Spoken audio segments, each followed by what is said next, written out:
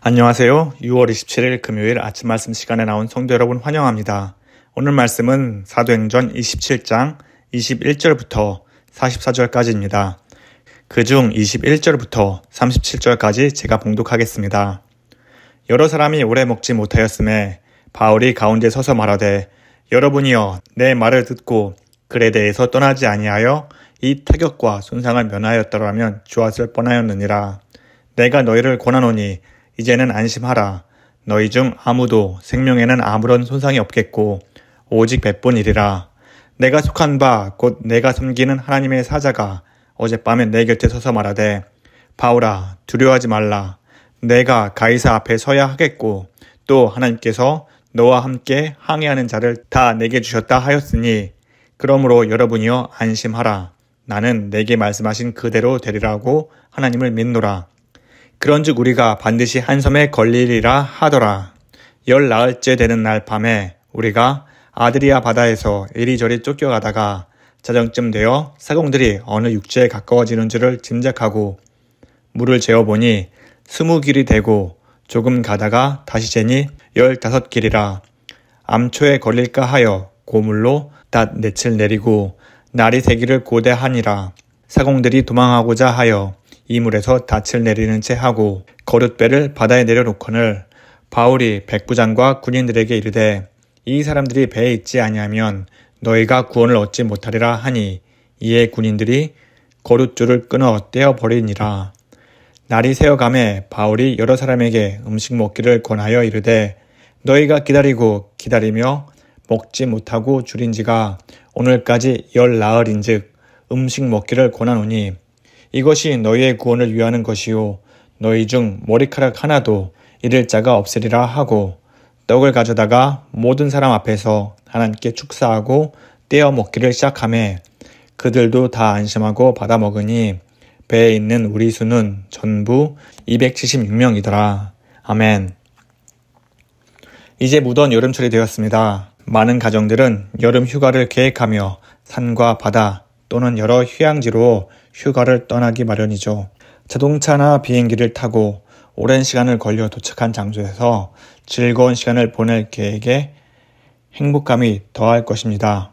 장시간 이동하고 낯선 곳에 오래 머물면서 지내는 동안 자녀들은 걱정, 근심하는 기세가 없어 보일 것입니다. 오히려 부모보다 더 즐기며 행복해할 것입니다.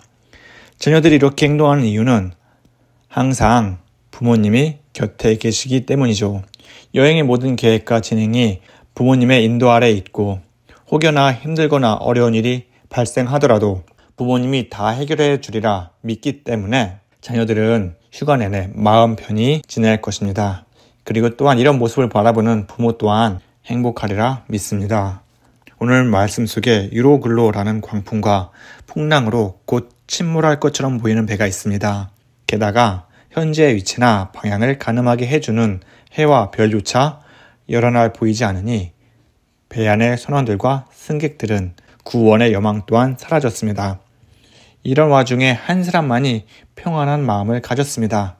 이 사람, 바울은 혼란 속에 있는 로마 군사와 선원들에게 담대히 하나님의 말씀을 선포합니다. 너희 중 아무도 생명에는 아무런 손상이 없겠고 오직 백분이라.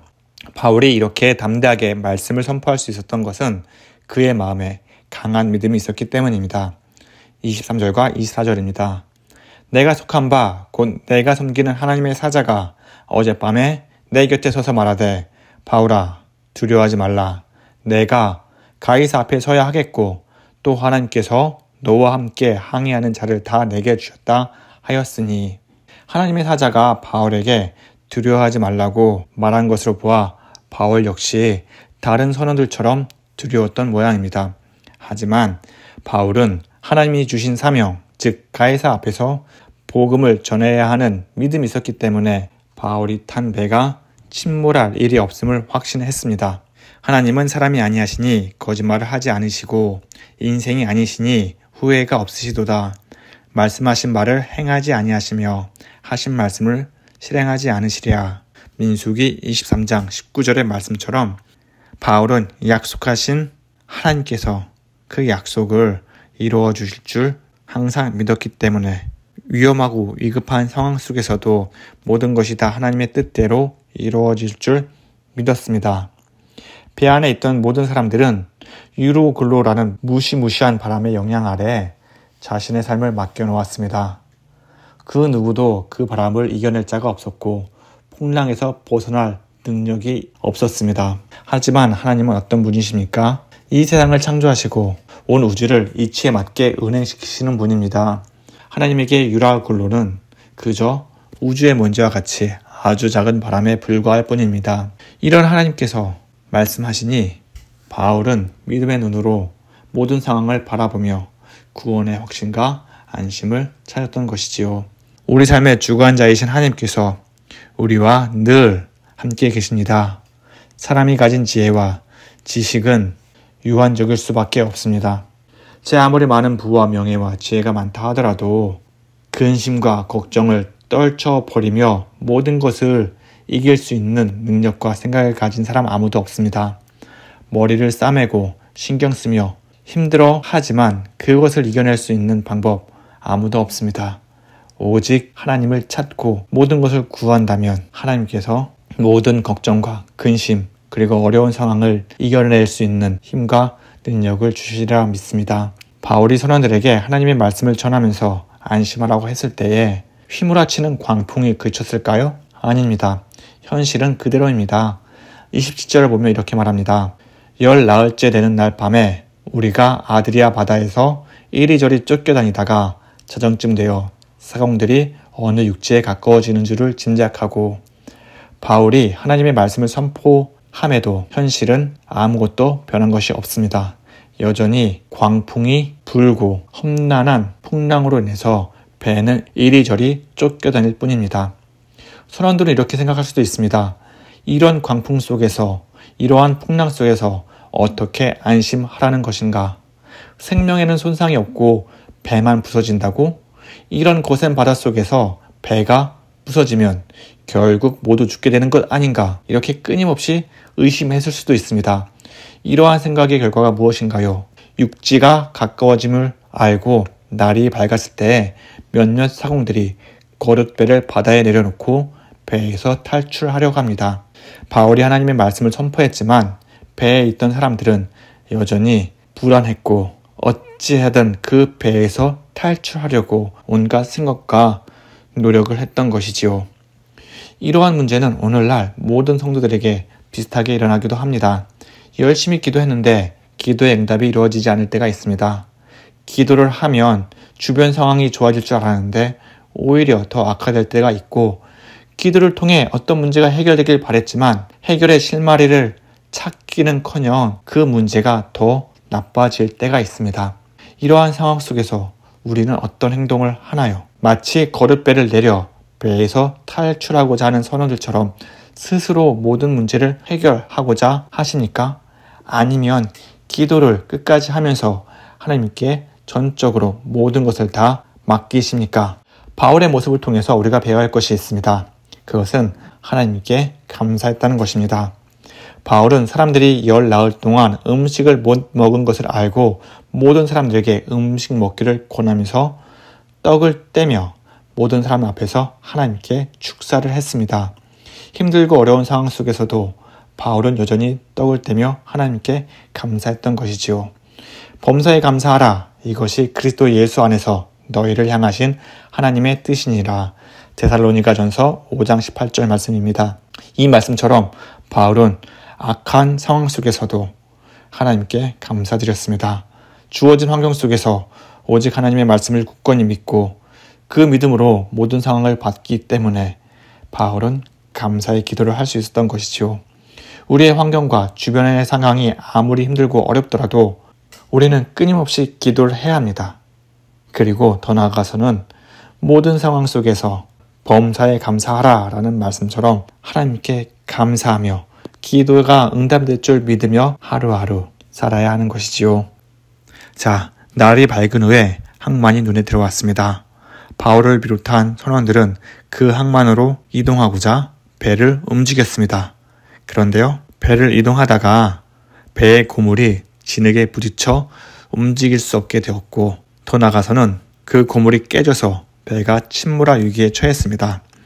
그러자 로마 군인들은 죄수들이 헤엄쳐 도망갈 것을 염려해 다 죽이려 했습니다. 그들도 그럴 것이 죄수들이 도망간다면 죄수의 호송을 맡았던 군인들은 군사재판을 받아 심하면 사형에 처할 수 있기 때문이죠.